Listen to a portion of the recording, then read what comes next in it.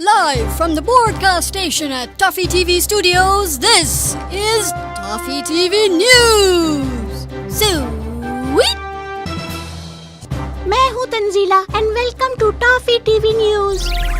टीपू आज लू में मुब्तला है तो आज उनकी जगह मैं ही न्यूज पढ़ दूंगी। वैसे भी मैं अच्छा तो पढ़ती हूँ, है ना? हाँ।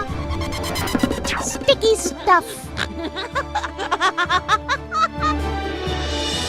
इनसाइड आउट जून 2015 में रिलीज होने वाली एनिमेटेड फीचर फिल्म है और ये फिल्म आपका दिमाग घुमा देगी। पिक्सार की बनाई हुई ये फिल्म राइली और उसके इमोशंस के बारे में है।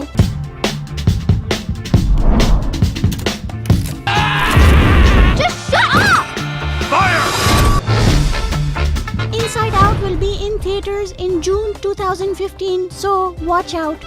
ToffeeTV.com पर एक नया शो रिलीज हुआ है जिसका नाम Giggles with Ziggy Zag है।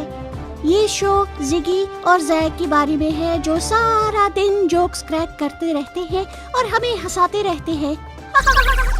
उम्मीद है आइंदा की न्यूज एपिसोड्स में हम जिगी या जैग का इंटरव्यू भी पेश कर सकेंगे।